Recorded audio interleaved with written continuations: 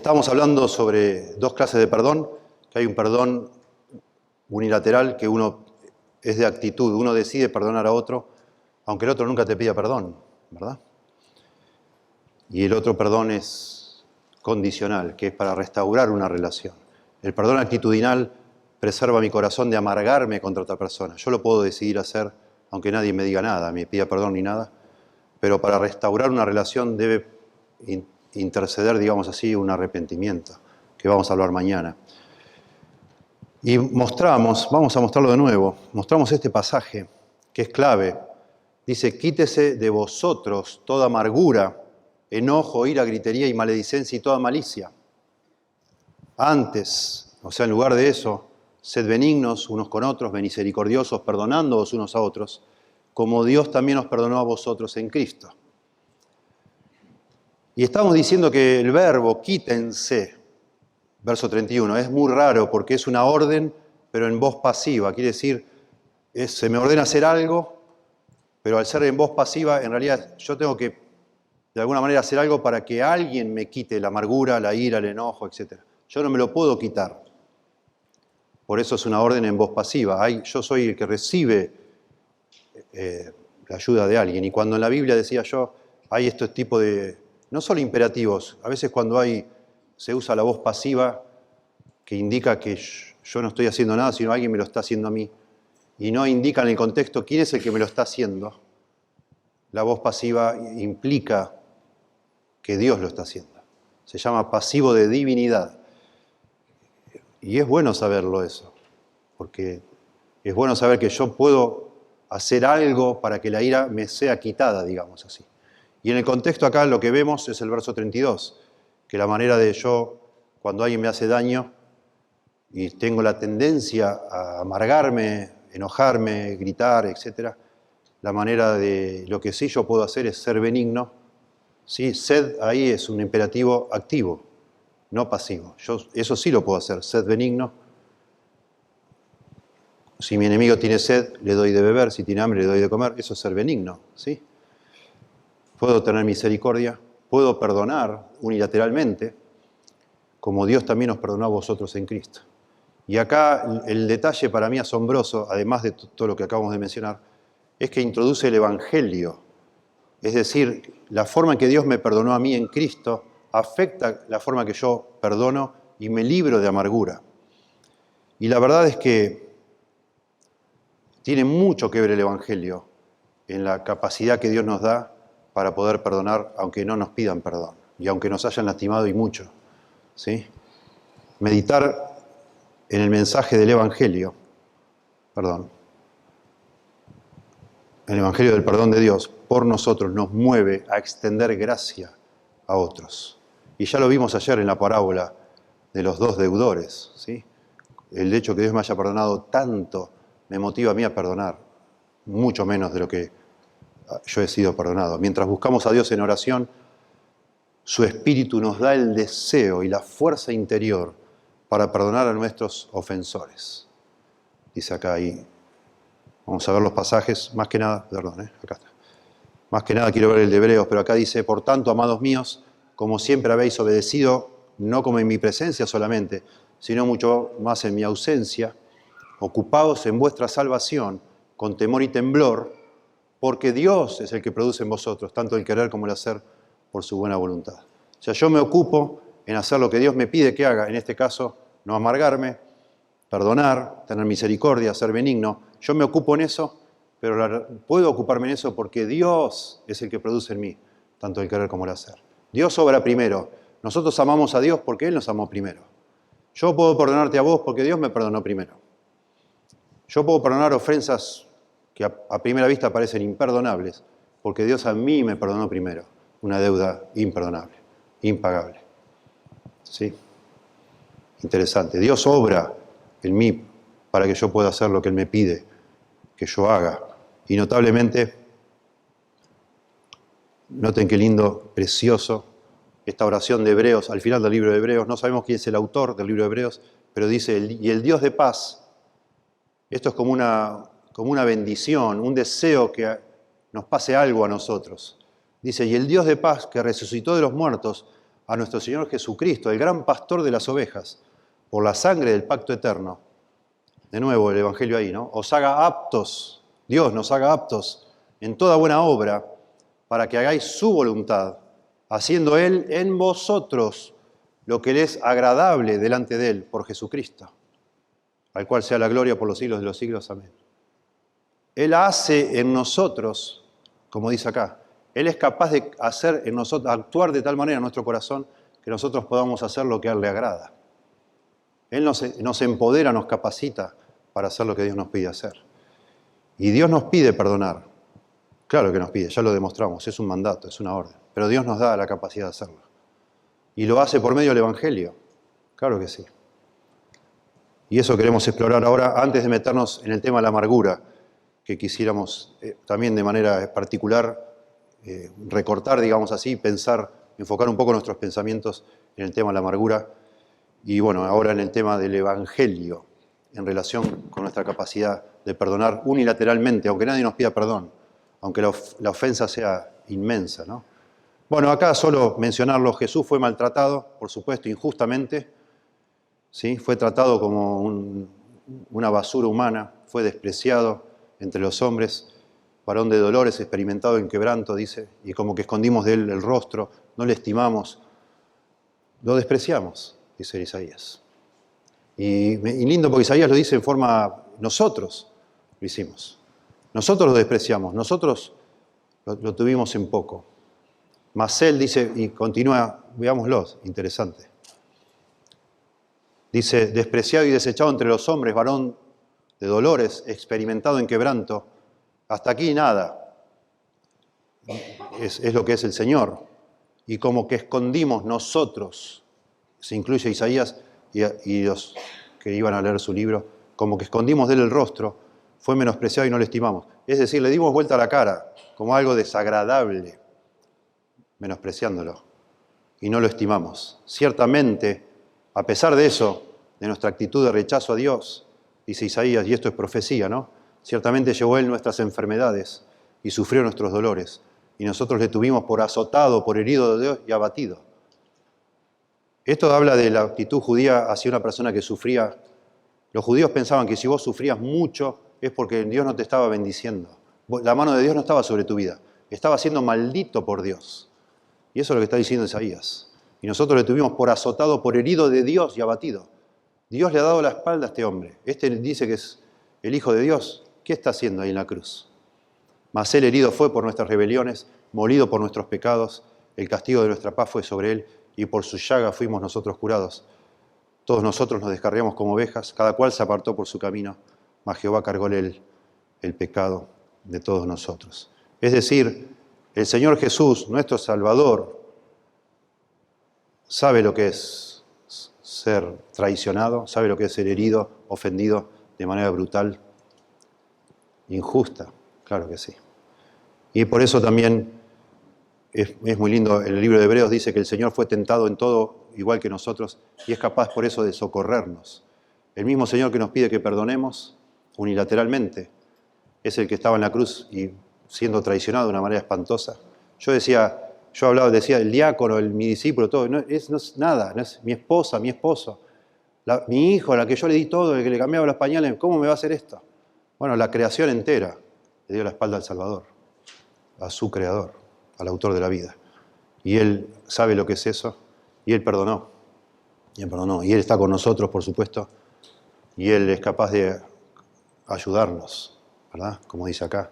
Y el mensaje del Evangelio, o sea, y lo que acabamos de leer en Isaías, ¿no?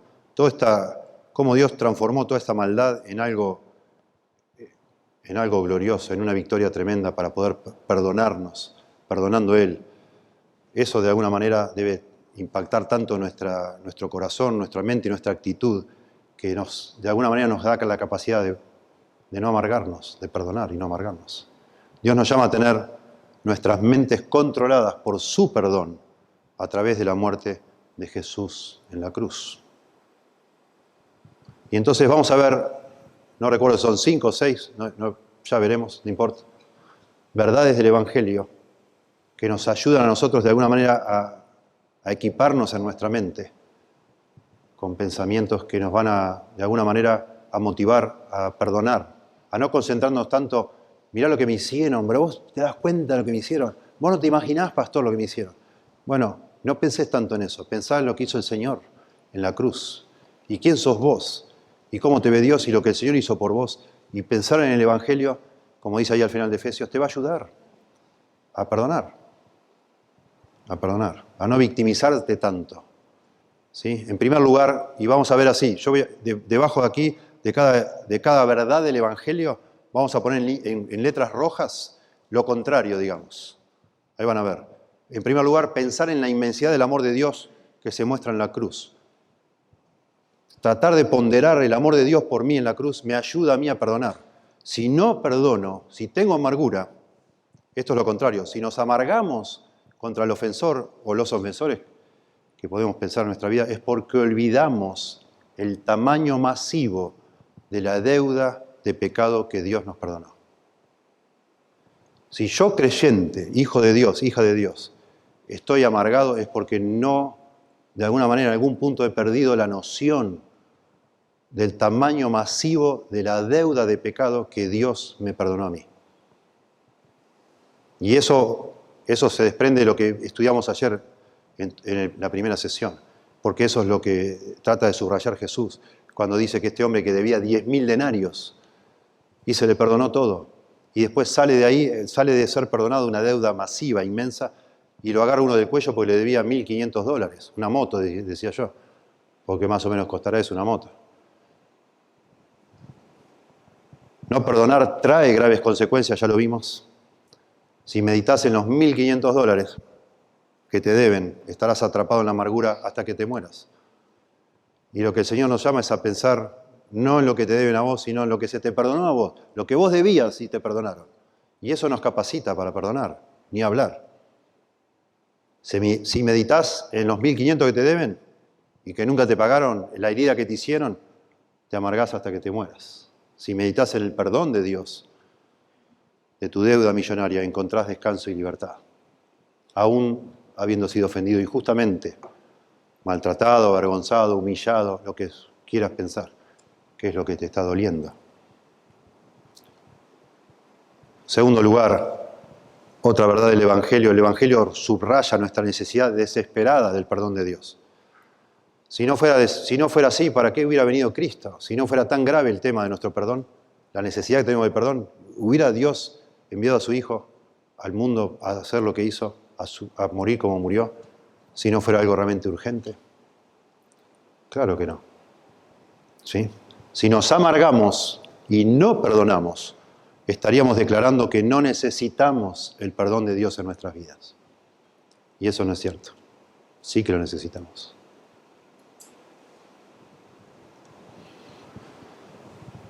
Y aquí tenemos pasajes, veamos, Marcos 11:25.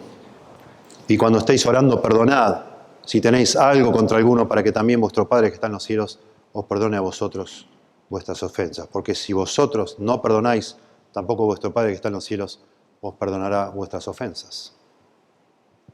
Ya lo vimos hace un momento. Y aquí está Mateo 6, ya lo vimos, ¿sí? La oración del Señor que dijimos y la explicación ahí, ¿sí? Lo mismo dice Marcos. Si yo digo, no te perdono, yo de alguna manera, sin quererlo, estoy diciendo, yo no necesito que me perdonen a mí tampoco. Yo me guío por otros criterios. Ojo por ojo, diente por diente. Me la hiciste y me la pagás. Y Jesús dice, con la misma vara que medís, os seréis medidos. Tened cuidado. Así te conducís vos en la vida, que la hace la paga, diente por diente, ojo por ojo. Bueno, lo que está diciendo el Señor, bueno, si querés que el Señor te perdone, tenés que perdonar. Como que fuera un reflejo, un espejo, digamos, ¿no? Perdonamos para que Dios nos perdone. Dios retiene nuestro perdón hasta que nosotros perdonemos. Afecta nuestra relación con Dios, no nuestra salvación, ¿sí? Muestra que realmente no somos cristianos, como decíamos, ¿sí? Por su fruto los conoceréis, dice la Biblia. Y no perdonar muestra que el árbol está malo, digamos. No ha nacido de nuevo, no hay vida espiritual en ese árbol. No, perdonar es inconcebible para un cristiano. ¿Sí? Debemos perdonar a los demás. Bueno, meditar en esto, por supuesto, nos capacita para perdonar unilateralmente, a tener la actitud, la disposición a perdonar. En tercer lugar, nuestra necesidad máxima es la de la misericordia de Dios. Eso nos enseña el Evangelio. Necesitamos desesperadamente recibir el perdón, pero ese perdón no lo podemos comprar, conseguir por nuestros méritos, lo tenemos que recibir por pura gracia y misericordia. Yo no puedo lograr hacer nada para que Dios se incline y me quiera perdonar. Es por gracia. No lo merezco el perdón, es inmerecido. De manera que cuando alguien peca contra mí y me lastima, yo puedo meditar que también puedo conceder un perdón inmerecido a otra persona, porque no me pide perdón. ¿Por qué lo voy a perdonar si no me pide perdón? Bueno, porque así Dios nos perdona, de alguna manera. ¿Sí? Si nos amargamos, estaríamos declarando que no necesitamos la gracia de Dios. No me interesa a mí eso. No, yo no mido de nuevo, no me manejo en esos códigos, en esos criterios. Yo no voy a dar gracia a alguien así, porque se va a abusar. Si yo lo perdono ahora, le doy la mano, me va a tomar el codo y el brazo, decimos nosotros. No, yo no soy tonta ya. Ya ahora que fui a la psicóloga me dijo, no dejes que te hagan eso. No te dejes usar conceptos mundanos, paganos, no lo que la Biblia nos enseña. Así no se mide la vida de nadie. Si Dios hubiera usado esos criterios con nosotros, todos estaríamos perdidos, todos. Dios nos muestra inmensa gracia y misericordia, inmensa. ¿Sí? Salmo 103:12, como están lejos el oriente del occidente, hizo alejar de nosotros nuestras rebeliones. Como el Padre se compadece de los hijos, se compadece Jehová de los que le temen. Porque Él conoce nuestra condición, se acuerda de que somos polvo. ¿Sí? Lamentaciones 3:23, hermosa. Nosotros cantamos mucho de la fidelidad, el himno, oh tu fidelidad, está sacado de esta porción aquí. Nuevas son cada mañana, grande es tu fidelidad. Mi porción es Jehová, dijo mi alma, por tanto en Él esperaré. El Señor es misericordioso con nosotros cada mañana, cada día, ¿sí? Dice el verso anterior, por la misericordia de Jehová no hemos sido consumidos, porque nunca decayeron sus misericordias. Eso dice Jeremías y está contemplando la destrucción de Jerusalén. Está sintiendo el humo de la carne, el olor de la carne quemada, que es desagradable, algunos conocerán. El pelo quemado, horrible, vomitivo, tétrico, desagradable. Ahí está describiendo todo lo que fue la destrucción de Jerusalén, pero se está acordando. Este es el centro del libro de Lamentaciones, está acordándose de Dios. No está diciendo, ¿por qué nos hiciste esto, Dios? No merecíamos. No, todo lo contrario. Está diciendo, nuestros pecados nos trajeron aquí. Y al revés de decir, en vez de decir, Señor, ¿por qué nos hiciste? Jeremías está diciendo, gracias a tu misericordia todavía hay personas vivas acá. No hemos sido consumidos. Porque has tenido misericordia. Nosotros merecíamos desaparecer del mapa, diría Jeremías, como judíos, por la maldad que hemos hecho. Pero el Señor tuvo misericordia. Nunca decayeron sus misericordias. Nuevas son cada mañana. Grande es tu fidelidad. Eso, así describe la Biblia, la gracia y misericordia de Dios, inmerecida, inmensa, gigante. ¿Sí? ¿Cómo te gustaría enfrentar a Dios? ¿Con o sin misericordia? Interesante. Santiago 2:13. Tremendo, Santiago 2:13. Porque juicio sin misericordia se hará con aquel que no hiciere misericordia. Y la misericordia triunfa sobre el juicio. Vos me decís, yo no lo puedo perdonar. Esto sí que no lo puedo perdonar. No voy a tener misericordia. Juicio sin misericordia se hará con aquel que no hiciere misericordia. Esto es el Evangelio, la gracia, la misericordia, el perdón inmerecido. Meditar en el Evangelio nos ablanda el corazón. Nos tiene que ablandar el corazón y decir, bueno, claro que yo no quiero que se abusen de mí. Yo no quiero que me vuelvan a hacer esto. Yo no quiero que me vuelvan a lastimar. No quiero. Y por eso tengo miedo de perdonar. Y es costoso, claro que es costoso. Pero el Señor nos ayuda. El Evangelio nos ayuda a perdonar, ¿sí? porque ese es el mensaje del Evangelio, exactamente. ¿Sí? Una persona piadosa es misericordiosa. O sea, una persona que dice que ama a Dios, una persona que dice que conoce al Señor y lo respeta y le teme al Señor, sí o sí es misericordiosa. Si no tiene misericordia, no teme al Señor, no ama al Señor, no es piadosa, no es devota al Señor, aunque diga que lo es, no lo es. Miqueas 6:8. Oh hombre, Él te ha declarado lo que es bueno y qué pide Jehová de ti, solamente hacer justicia y amar misericordia y humillarte ante tu Dios. Es un tema serio, ¿sí? Lucas 6:36. Sed pues misericordiosos, como también vuestro Padre es misericordioso. ¿Sí? Perdón, me pasé a otra. Acá está. En tercer lugar, en cuarto lugar, ¿sí? Dios es juez, no nosotros. El Evangelio, obviamente, es parte de eso. Dios es santo, Dios es juez, Dios estableció una ley, Dios juzga justamente y por eso mató a Cristo en la cruz, para poder perdonarnos a nosotros. No es un juego perdonarnos. Si nos amargamos, estaríamos asumiendo el papel de Dios como juez y vengador, nosotros, en lugar de Dios. Y ya lo hemos mencionado, hablando, estos pasajes ya los vimos, cuando continuamos amargados contra alguien, estamos siendo jueces. Queremos que pague lo que nos hizo, queremos que compense, queremos, de alguna manera, que se nos retribuya algo de lo que sufrimos nosotros. Queremos hacer sufrir a una persona. Retenemos el perdón y decimos, no te voy a perdonar, todavía no te voy a perdonar, todavía no.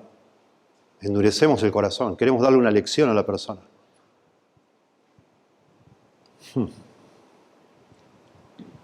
Bueno, ya vimos esto de por qué está mal venganza. Mira la venganza, dice el Señor, yo pagaré. Él sabe, no nosotros. Debemos confiar en que Dios es Dios. Y ahí está, de nuevo, ya lo vimos. José cuando le dice a sus hermanos, no tengan miedo, yo no soy Dios. Yo no me voy a poner en el lugar de Dios, no voy a hacer eso, jamás. Yo los perdono. Dios se encargará de ustedes. Él sabe lo que hay en vuestro corazón, yo no. ¿Sí? Si el resentimiento aumenta, libera a tu ofensor de tu juicio y encomiéndaselo a Dios. Romanos 14, 9 y 10. Porque Cristo para esto murió y resucitó y volvió a vivir para ser Señor así de los muertos como de los que viven. Pero tú, ¿por qué juzgas a tu hermano? O tú también, ¿por qué menosprecias a tu hermano? Porque todos compareceremos ante el tribunal de Cristo. Y sigue después desarrollando eso, pero todos los creyentes un día vamos a estar frente al tribunal de Cristo dando cuentas a Dios. Y bueno, el Señor se va a encargar. El Señor se va a encargar. ¿Sí? En quinto lugar, el pecado que hacemos a otros también nos daña a nosotros. El pecado que hacemos a otros, piensen esto. Cuando yo peco contra alguien, a mí me está afectando eso. Delante de Dios, el pecado me engaña, el pecado endurece mi corazón. Dice Hebreos capítulo 3. El pecado también me separa de Dios a nivel relacional. Yo necesito de nuevo buscar a Dios, confesar mi pecado, etc. Este pecado trae consecuencias a mi vida. ¿Sí? El que encubre sus pecados no prosperará. Cuando yo peco contra mi esposa, a mí me está afectando ese pecado, a mí también. Claro, la lastimo a mi esposa, pero a mí también me está afectando. Interesante pensar en eso. ¿Sí? Si nos amargamos, olvidaremos que el ofensor es engañado y esclavizado por su pecado también. Claro que sí. Somos rebeldes y desobedientes, dice la Biblia. Romanos capítulo 3, versos 10 al 12. No hay justo ni un uno, no hay quien entienda, no hay quien busque a Dios. Todos a una nos hemos desviado. No hay justo ni un uno. Nadie. ¿Sí? No hay. Y sigue describiendo después toda esa situación. Soy un pecador, mi cónyuge es una pecadora, mis hijos son pecadores, mis padres son pecadores. Y fallaron como padres, claro que fallaron, sí son pecadores. Claro que yo no soy el mejor padre del mundo, lógico que sí. Claro que yo no soy el marido más sensible que hay, no soy un pecador. Y no lo digo esto como una excusa, pero es así, y sufro por eso. Claro que es sí. Y a veces lloramos nosotros. ¿Cómo no vas? Te desesperás a veces, yo no quería hacer eso, Señor. El Señor sabe que no querías, pero lo hiciste igual. Pablo llora y dice, miserable de mí, ¿Quién me librará de este cuerpo de muerte? Porque el bien que quiero hacer no lo hago. Sé lo que tengo que hacer y hago lo contrario. Yo sabía que no tenía que hacer esto y lo hice igual. ¿Por qué lo hago? Y nos sentimos atrapados. Y Pablo dice en el capítulo 8 de Romanos, la creación gime esperando la redención y nosotros también gemimos. Lloramos en la idea. Señor, ¿por qué? Otra vez me pasó lo mismo. Yo no quería volver a mirar eso en internet y lo volví a mirar. Y estás esclavizado y estás atrapado y sufrís. Claro que sufrís. Y tenés depresión y angustia y decís, ay, soy un monstruo, no sé ni por qué hago lo que no entiendo, porque me enojo y pienso no me quiero enojar más y me vuelvo a enojar y lastimo y digo palabras hirientes. Claro que sí, somos así. De nuevo, no es como una excusa, pero bueno, por eso existe el Evangelio, claro que sí. Si fuera fácil que uno dijera, bueno, basta, me voy a poner las pilas, ya voy a dejar de pecar. Cristo no hubiera venido a morir por nosotros, a salvarnos y librarnos del pecado, si era posible hacerlo de manera voluntariosa, digamos. Todo aquel que comete pecado, dice Juan, infringe también la ley, porque el pecado es infracción de la ley. Y sabéis que Él apareció para quitar nuestros pecados, y no hay pecado en Él. ¿Sí? El Evangelio también, ¿no? Somos engañados y esclavizados por el pecado. La Biblia lo dice. Juan 8:34 dice que somos esclavos. El que peca es esclavo del pecado, dice, ¿no? Jesús le respondió, de cierto os digo, que todo aquel que hace pecado, esclavo es del pecado. El pecado esclaviza. Claro, dice que ya no somos esclavos, dice Romanos capítulo 6. Sin embargo, el pecado tiene todavía capacidad de engañarnos a los creyentes. Les prometen libertad y son ellos mismos esclavos de corrupción, porque el que es vencido por alguno es hecho esclavo del que lo venció, dice Pedro. Proverbios 5:22. Prenderán al impío sus propias iniquidades y retenido será con las cuerdas de su pecado. Y no está acá, pero bueno, no sé si no está. Y voy a poner acá Hebreos capítulo 3, verso 14.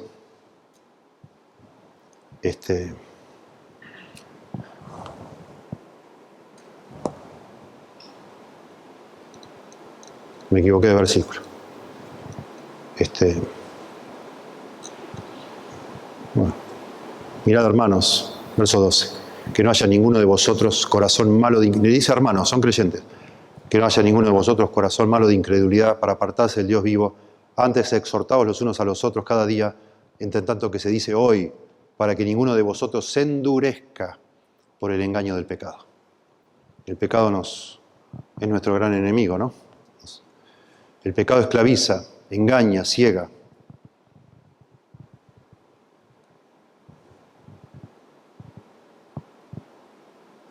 Lucas 23:34. Jesús decía, Padre, perdónalos porque no saben lo que hacen. Están ciegos. Están haciendo algo que ni saben lo que están haciendo. 1 Corintios 2:8. La que ninguno de los príncipes de este siglo conoció, porque si lo hubieran conocido nunca habrían crucificado al Señor de gloria. ¿Sí? Está hablando de la sabiduría de Dios. No entendieron nada y por eso hicieron lo que hicieron. Y así es.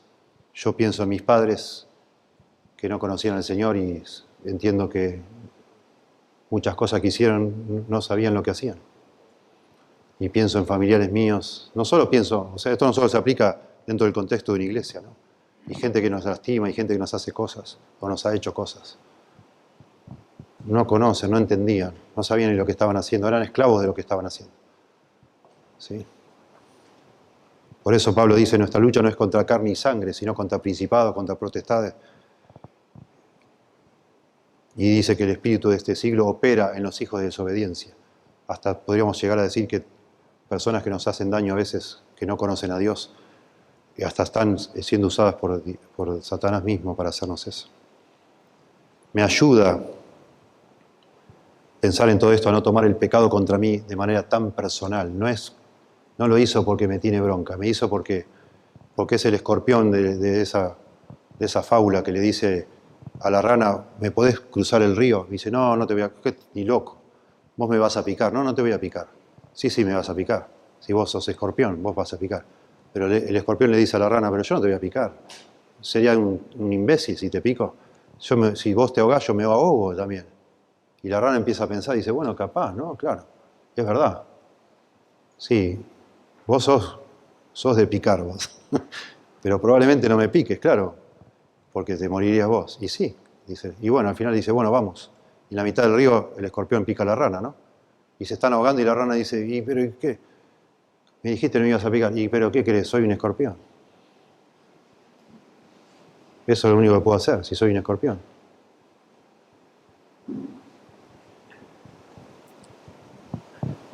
Acá hay matrimonio, me imagino. Consigan el libro si no lo han leído nunca o no saben. Hay un libro precioso, quizás uno de los libros más preciosos sobre el tema matrimonial desde el punto de vista cristiano. Se llama Cuando pecadores dicen acepto. Cuando pecadores dicen acepto. Dave Harvey es el autor. Y esa es la tesis del libro. Vos te casaste con un pecador y vos sos un pecador. Vas a pecar, vas a traicionar a tu esposa o a tu esposo. Lo vas a lastimar, no una, sino un montón de veces. Y está bueno que lo sepas. Y entonces todo el libro, de manera preciosa, desarrolla todo lo que es la doctrina de la santificación progresiva y desarrolla muchísimas exhortaciones que Pablo da a los creyentes en las iglesias para manejar el pecado dentro de una iglesia, diciendo, bueno, tu esposa es tu hermana o tu esposo es tu hermano, y las mismas indicativos que dan en las cartas del Nuevo Testamento para manejar el pecado dentro de una iglesia se aplican, primero que nadie, a tu cónyuge. ¿Y qué dice? Bueno, soportaos unos a otros, tened misericordia, perdonaos, soportaos, bueno, ya dije soportaos, pasad por alto, cubrir, y va desarrollando todas las opciones. Cuando alguien peca contra vos, podés cubrir, podés soportar, podés tener misericordia, podés confrontar y debés confrontar, o debés cubrir, debés soportar, etcétera, etcétera, etcétera. Porque es así, es obvio. Cualquier otra imagen que vos tenías, la culpa fue tuya porque tu expectativa no fue bíblica, fue falsa, utópica, idealista. No sabés lo que es mi esposa. No, mi novia, no, ella no va a pecar contra mí. No sabés lo que es pastor, es única. Por favor. No, me voy de esta iglesia porque me han lastimado demasiado. ¿Y qué esperabas? ¿A dónde vas a ir entonces? No voy a ir más a ninguna, porque en todas te van a lastimar. Claro que sí. Y nosotros vamos a lastimar a otros también. Bueno. Claro, la persona es pecadora, es esclava del pecado, está engañada por el pecado, está ciega, no entiende, no sabía, pero sigue siendo responsable, ¿no? Obviamente, y merece ser juzgado. Lógico que sí. Si no nos arrepentimos antes de morir, vamos a ser juzgados por esos pecados que nos esclavizaban, que nos engañaban, todo. Hay un juicio esperándonos. Lógico que sí. No estamos diciendo que no es responsable. No estamos diciendo que vos, a partir de ahora, digas, y levante los hombros y diga, bueno, ¿qué querés? Soy un pecador, soy un escorpión, ¿qué querés? Y la semana que viene me voy a emborrachar de nuevo y te voy a volver a pegar porque soy un pecador. No, eso no estamos diciendo. Pero estamos hablando del otro lado del escenario. No podés endurecerte y decir, no lo perdono más. No podés. Porque sería una hipocresía más grande que una casa, porque vos también pecas. Yo también peco. ¿Sí? Seguimos siendo pecadores. Ahí está, ¿no? Otro aspecto Esto ya tiene que ver más con el evangelio de la salvación, con la santificación. El Señor nos perdonó los pecados, pero hay un pecado remanente en nuestro corazón. Seguimos siendo pecadores.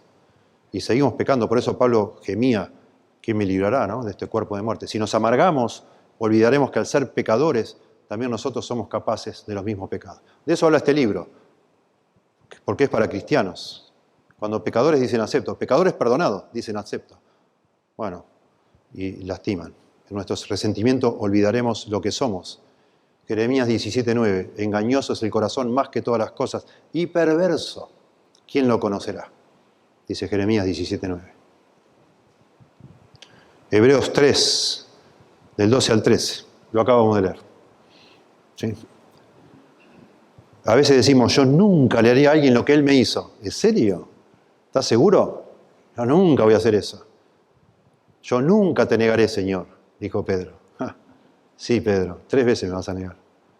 Nunca puedo creer que él haya hecho eso. No puedo creerlo. Yo nunca le haré eso a él. Cuidado con estas cosas que uno piensa. Uno las piensa, ¿no? Y por eso se endurece su corazón. Sí que lo podrías hacer.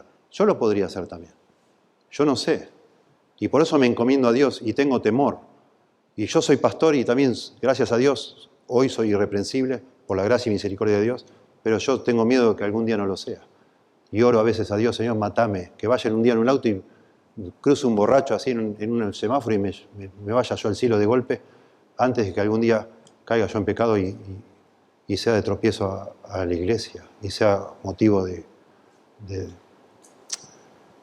vergüenza para otros y de confusión para creyentes nuevos, porque sé que puedo hacer eso. Claro que podría pasarme. Yo soy muy consciente de potencialmente lo que puedo llegar a hacer. Y cuando viene una persona a mi oficina y me dice, pastor, no aguanto más, no sé, estoy haciendo tal o cual cosa, me está pasando esto, lo otro. Y yo no le digo, qué barbaridad, ¿en serio? ¿Vos sos loco? ¿Estás loco vos? No, a veces yo me pongo a llorar porque digo, te entiendo perfectamente. Tremendo. Y todos ustedes saben las luchas, ¿no?, que cada uno de ustedes tendrá. Proverbios 16, 18. Antes del quebrantamiento es la soberbia y antes de la caída la altivez de espíritu. Yo nunca haría eso. No, yo no. Cuidado, tené cuidado. Tené mucho cuidado. 1 Corintios 10, 12. Así que el que piensa estar firme, mire que no caiga. Dice Pablo hablando de cómo en el contexto decía, bueno, a mí no me hace nada comer carne sacrificada a los ídolos. Yo puedo estar en una secta y a mí no me van a convencer. Yo puedo estar en una fiesta ahí de que me dan carne y puede haber mujeres bailando al lado mío, a mí no me importa. Cuidado, el que piensa estar firme, mire que no caiga, dice Pablo. No cancheré, no te hagas el fuerte. No, ¿quién sos vos? Y hablando, a mí una vez escuché una frase que me impactó mucho, para matizar un poco esto, pero del pecado sexual. Dice la Biblia, aún los más fuertes han caído por ella. Proverbios capítulo 7. Hablando de una mujer extraña, dice ahí. Y ese es un pecado tremendo, el pecado sexual, y todos estamos expuestos a eso. Y alguien una vez dijo, cuidado, vos no sos más fuerte que Sansón, y él cayó en pecado sexual. Vos no sos más íntegro que David, y él cayó en pecado sexual. Y vos no sos más sabio que Salomón, y él cayó en pecado sexual.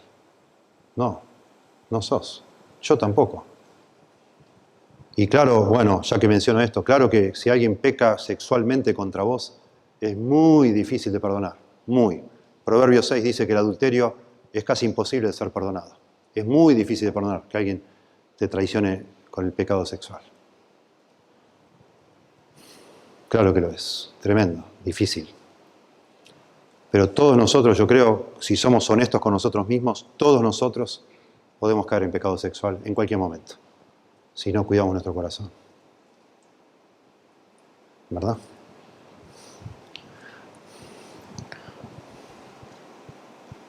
Bueno, esto, ya está. Esa era la sesión 2 y ahora vamos a la sesión 3, sin frenarnos. Cuando no perdonamos, bueno, la otra cara de la moneda, ¿no? Todos estos eran estímulos para perdonar unilateralmente.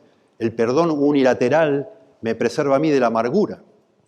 Y ahora vamos a hablar de la amargura, justamente. Digo, bueno, no, está bien, todos esos argumentos muy lindos, yo no voy a perdonar. No, esto sí que no, basta.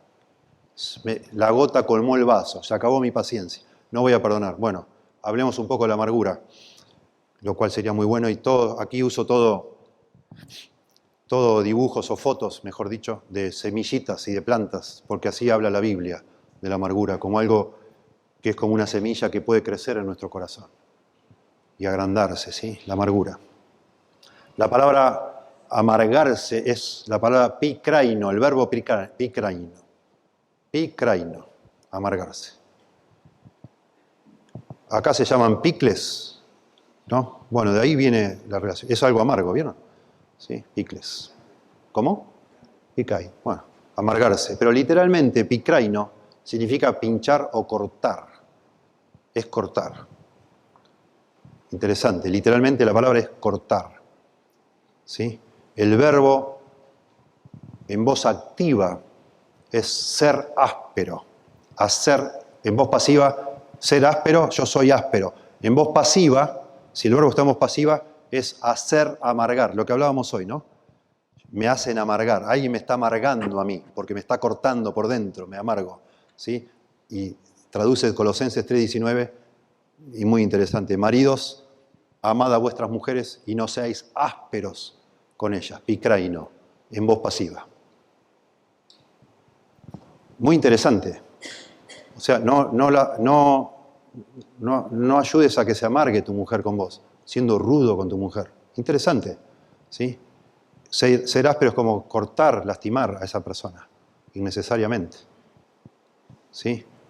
En voz pasiva, activo es ser áspero, hacer amargar, en voz pasiva es amargarse. Yo me amargo, pero de alguna manera alguien de pronto ocasiona eso.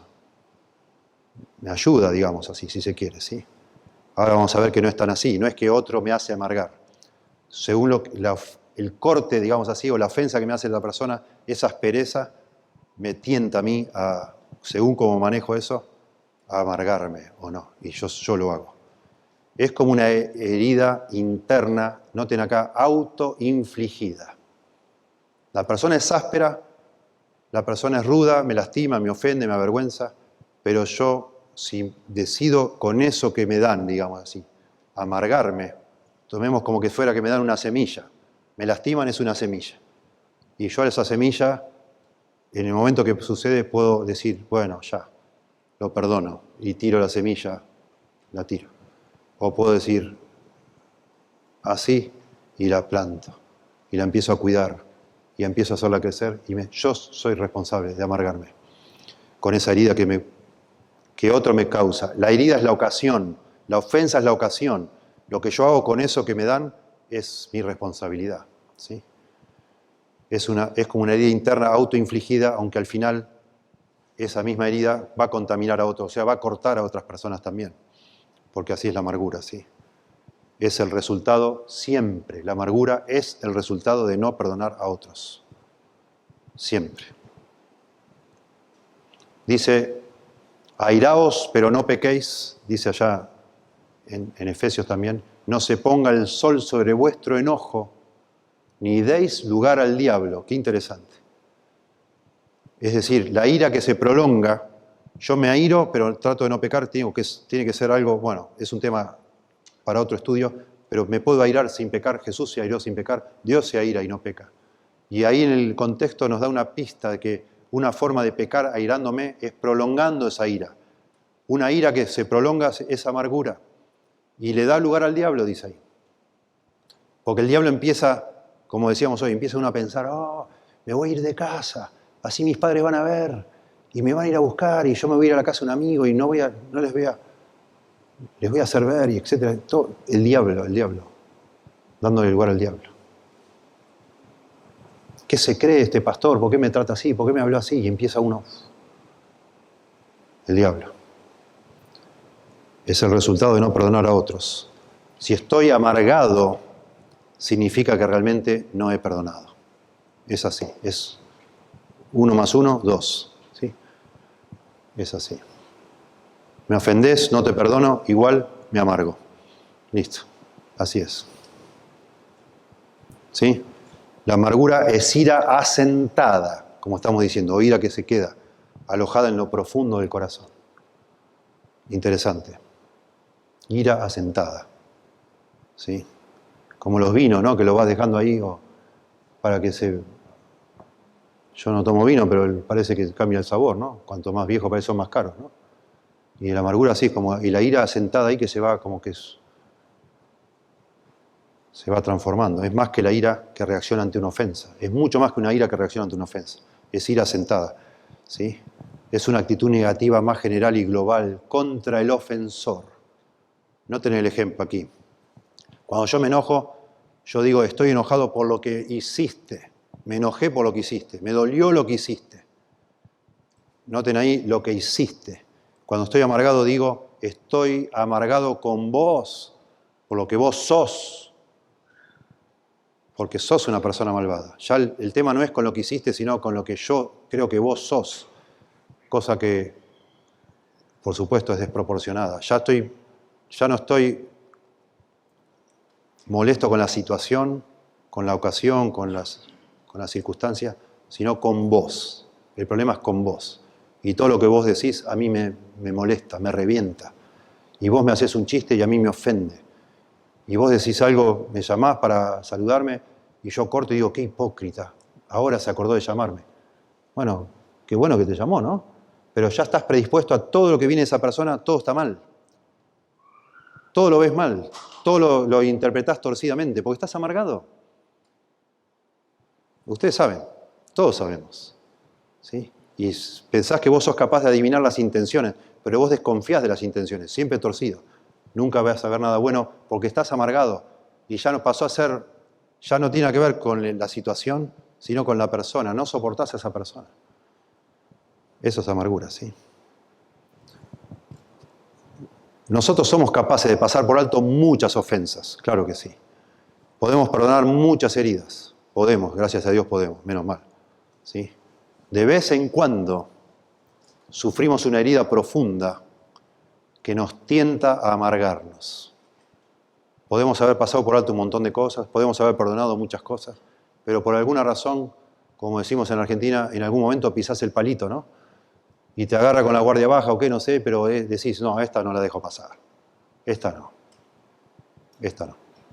Me las va a pagar. Y te amargás, y te empezás a amargar, ¿sí? Podemos almacenar ese dolor en el corazón, nutrirlo, dejar que crezca hasta que miremos con hostilidad al ofensor.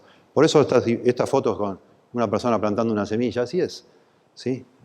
Parece que nosotros lo vamos protegiendo, cuidando, regando, ¿sí? Podando ahí, lo vamos como, no sé, haciendo que crezca hasta proporciones enormes, ¿no? La amargura es una herida, claro, empieza con una herida, esa herida es como si te arrojaran una semilla en el terreno de tu corazón. Podés agarrar esa semilla, desecharla, tirarla, perdonando, o podés comenzar a cultivar esa semilla, repasando en tu mente, ¿no? Como decíamos, yo cuando perdono estoy prometiendo, no voy a pensar en esto, no lo voy a recordar para amargarme. Esa es una opción, si decís, bueno, voy a pensar en esto, sí voy a pensar. La amargura es el resultado de permanecer demasiado en esa herida, demasiado tiempo. Por eso dice, no se ponga el sol sobre vuestro enojo. Ya, ¿te lastimó? Sí, me lastimó mucho. Perdoná unilateralmente.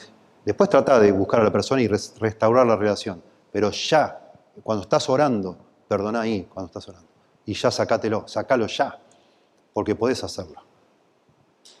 Motivate por el Evangelio, busca al Señor, pedir al Señor que te ayude, orá para que Él obre, como decíamos hoy, produzca el querer como el hacer, por su buena voluntad, te capacite para hacer lo que a Él es agradable. Encomendate a Dios, Señor, tengo una tentación tremenda, estoy mal, me desconozco lo que me está pasando, sacá eso, con la ayuda del Señor, sacalo de tu corazón. ¿Sí? No, tener una lista medio rápida, ustedes se van a identificar, no quiero aclarar todo, creo que no vale la pena. Acá es una lista media larga. ¿Cómo te das cuenta si vos estás amargado? De pronto lo puedes usar para pensar de otro. De verdad yo lo uso a veces para pensar en otros también. Porque como pastor quiero ayudar a una persona. Es una cárcel estar amargado, que contamina a otros. Dificultad para resolver conflictos. Amargura, ¿sí? Buscás, bueno, voy a aclarar algunas. Te reunís con la persona, querés ayudarle y no hay caso, no hay manera de resolver. Evade, esquiva, no quiere resolver. Amargado. Actos de venganza, amargura, detrás de eso. Aislamiento, amargura. ¿Sí? Hay un libro en inglés sobre el enojo juvenil de los adolescentes que se llama en inglés Salí de mi vista, salí de adelante mío. Y hay un muchacho como arrodillado, encerrado sobre sí mismo, aislado, que es una tentación de los adolescentes con sus papás. No te quiero ver más, salí de mi vista. Y viven en la casa y encerrados en la pieza y se pasan a comer y ni hablan. Están ahí con cara de malos y no quieren ni hablar con los padres. Amargura. Arranques de ira. Otra posibilidad. Sarcasmo hiriente. Yo fui pastor asistente de un pastor que sin darse cuenta, calculo yo, me ofendía, me humillaba. Yo un día hablé con él y arreglé eso. Pero antes de hacer eso, yo empecé a decirle a mi pastor, adelante a otras personas, che, cabezón, cabezón le decía. Cabezón. Y yo me parecía gracioso. No, amargura en mi corazón. Cabezón, ¿cómo le va a decir al pastor cabezón? ¿Qué es eso? Era cabezón el hombre. Pero... Y amigos de su infancia, de su escuela, todos le decían así, yo sé que le decían. Pero yo no tenía que decirle eso, yo era su asistente. Yo estaba amargado. Comunicación condescendiente, a veces como tratar a la persona como de tontita, ¿no? Amargura, distintas formas, a veces algunas más sutiles, digamos, para que no parezca uno tan pecador, tan malvado, ¿no? Críticas, por supuesto, murmuración, intolerancia. Qué interesante, puse acá Efesios 4:2, pensando en intolerancia, porque la Biblia, como yo mencioné hace un momento, todo el tiempo nos dice con toda humildad y mansedumbre, soportándoos con paciencia los unos a los otros, en amor. Esa es una de las alternativas para tener unidad en una iglesia donde todos somos pecadores. Somos una manga de pecadores, perdonados por gracia. Y Dios nos manda a estar en armonía y amarnos y estar en unidad. Y una de las claves es soportarnos, ser tolerantes. Ser tolerantes. Bueno, una persona amargada es intolerante. Cualquier cosita ya le cae mal y se ofende. Y hipersusceptible, digamos. Enseguida se ofende. Hipersensibilidad, esto es. Hipersensible a todo, ¿sí? Tenés que andar con un cuidado. La llamaste, Mónica, llamaste a otra persona. Llamala que se va a ofender, llamala. Enseguida se ofende, ya sabemos. Impaciencia. Falta de respeto, parecido a esto que yo decía, el sarcasmo, ¿no? Rebelión contra la autoridad. Amargura. O mal uso de la autoridad. Si el que está amargado es el jefe tuyo, sonaste. Depresión, claro que sí. Dudas sobre la salvación, ¿sí? Recordar con gran especificidad los detalles de una ofensa. Tremendo. Cuando a veces viene una persona y me dice, una vez yo estaba en una reunión allá en Grace, una reunión de hombres, desayuno de hombres. Bueno, éramos un montón, como 40 hombres, y Henry dando un estudio, todo, y en un momento compartían a alguien, y un hombre que yo no conocía, dijo, Henry, yo vine acá para decirte que hace no sé cuántos años que estoy amargado con vos. Y Henry, el pastor Henry Tolopiro, ¿no? Dice, es muy divertido ese Henry, lo siento por vos, le dijo Henry. Todo divertido, dice, lo siento realmente, lo siento por vos. Yo nunca supe de eso, ni me enteré. Lo lamento por vos. Pero bueno, el hombre vino a decir, lindo, ¿no?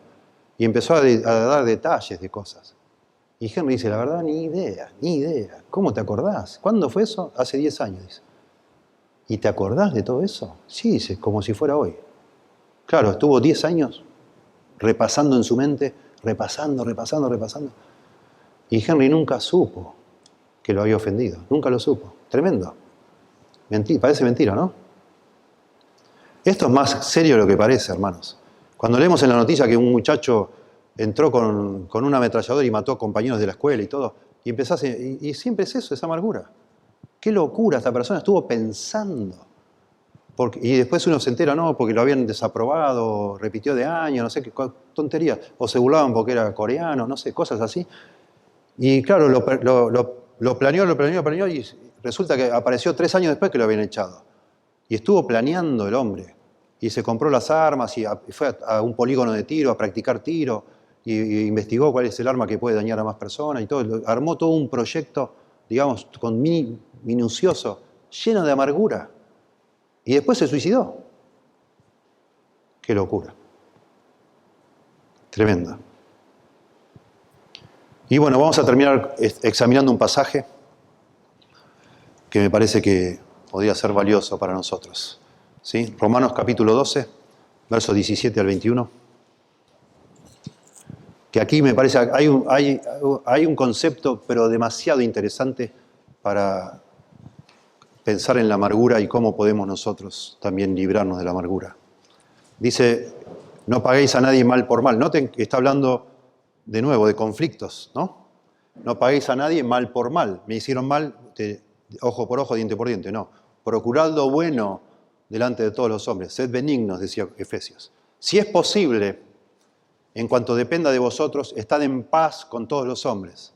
Si es posible, dejad pasar Dejá pasar, cubrí, soportá, tratá de estar en paz con todas las personas. Si no es posible, digo yo, agrego acá, no os venguéis vosotros mismos, amados míos, sino dejad lugar a la ira de Dios, porque escrito está, mía es la venganza, yo pagaré, dice el Señor. Encomendáselo a Dios. Así que, si tu enemigo tuviere hambre, dale de comer, si tuviere sed, dale de beber, pues haciendo esto, ascuas de fuego amontonará sobre su cabeza. No voy a explicar esto de las ascuas de fuego, es largo, gastaríamos mucho tiempo en eso, pero interesante porque ya introduce un lenguaje un tanto fuerte, porque estaba hablando de no paguéis mal por mal, y de golpe le llama enemigo, ¿no? Podría haber dicho si tu ofensor, porque venía hablando de alguien que te ofende, ¿no? No os venguéis, tratad de estar en paz, y de golpe le llama enemigo. Tuviera hambre, dale de beber, si tuviera sed, dale de beber, si tuviera hambre, dale de comer, pues haciendo esto, ascuas de fuego amontonará su cabeza, no seas vencido de lo malo, sino vence con bien el mal.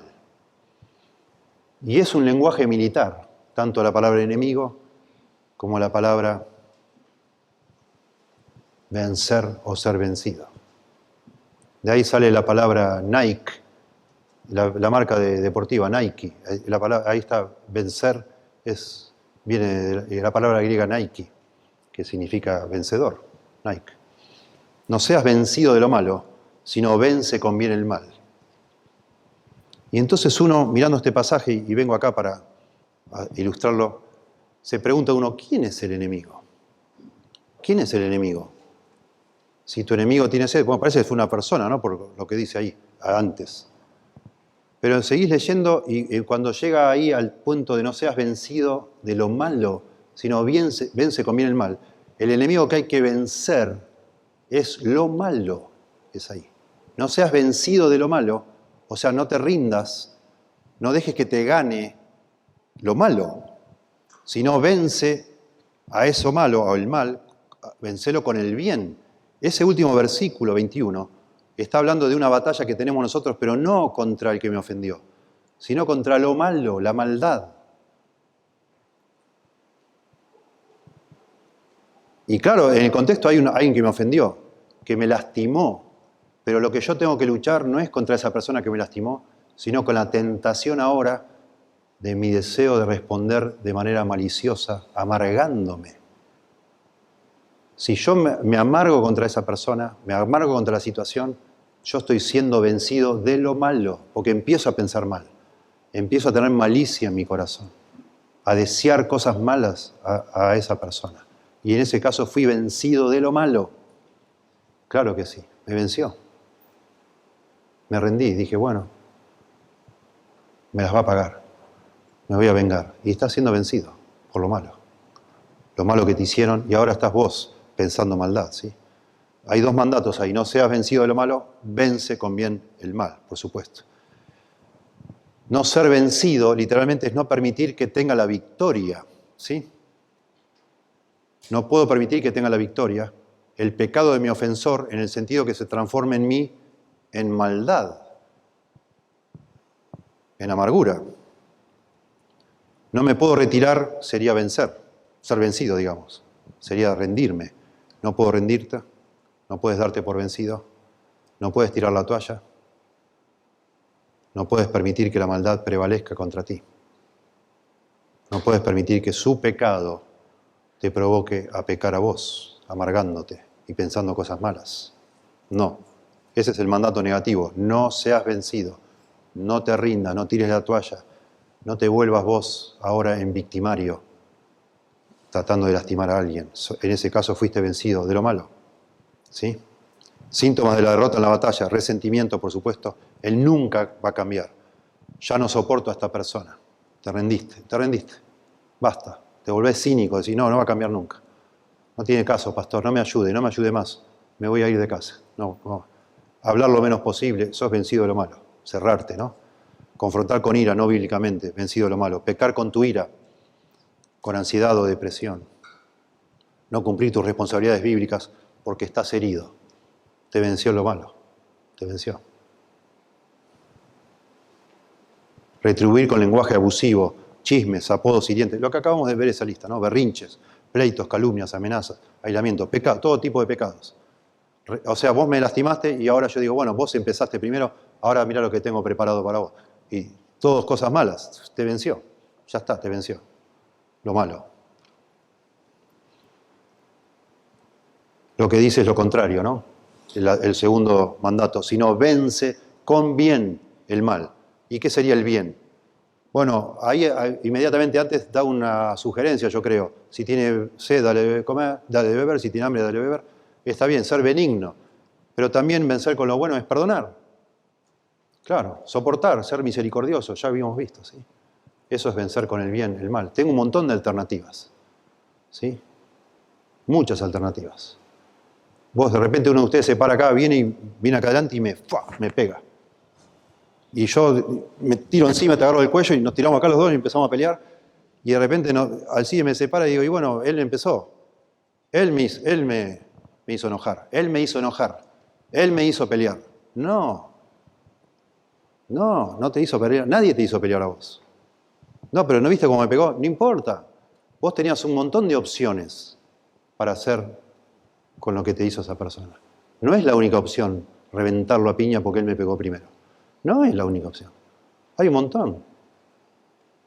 Si porque vos pecaste primero, entonces me tomo eso como una oportunidad para yo pecar contra vos, yo soy vencido de lo malo y yo tengo que pedir perdón por haberte pegado a vos.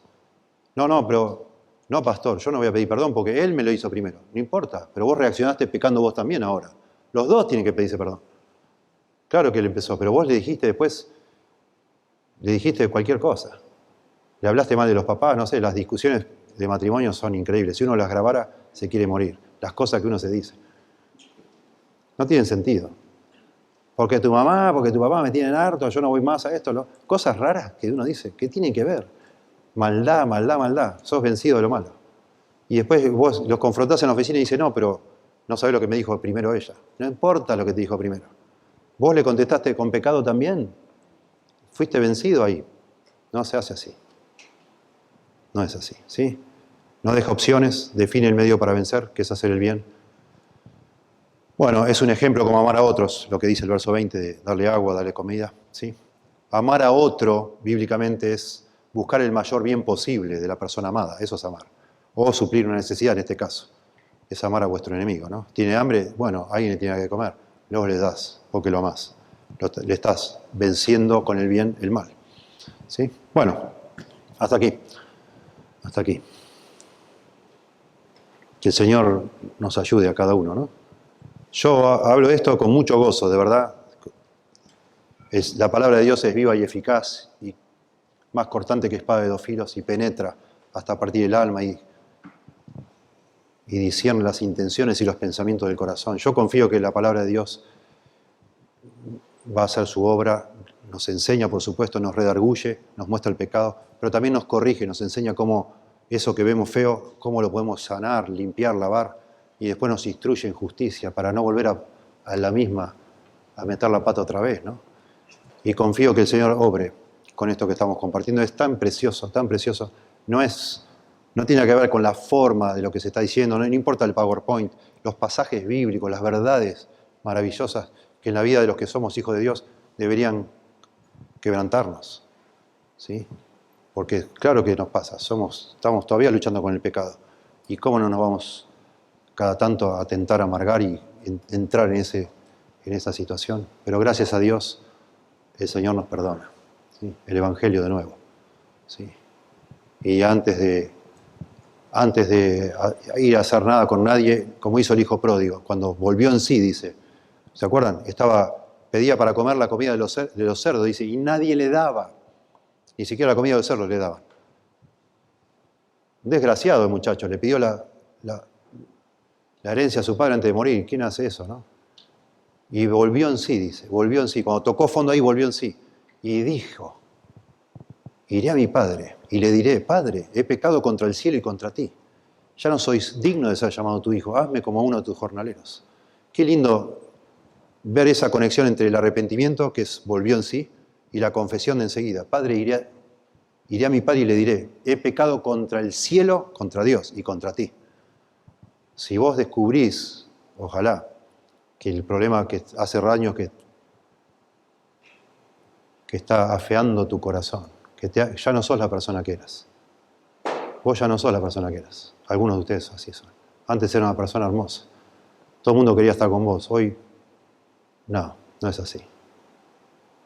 Te volviste una persona fea, porque tu corazón está amargado. Volvé en sí, que Dios toque tu corazón y decirle a Dios: he pecado contra ti, Padre, he pecado contra ti. Por favor, perdóname, Señor. Y perdoná a quien tengas que perdonar. Aparte de pedirle perdón a Dios, arrepentite, ¿no? De la viga de tu ojo. Y perdoná a quien tengas que perdonar. Y a lo mejor cuando puedas sacarte esa amargura encima, puedas también, te desconozcas, digamos, y el Señor te dé esa fuerza para también quizás llamar a esa persona y decir: me gustaría hablar con vos. Y reprenderle o confrontar.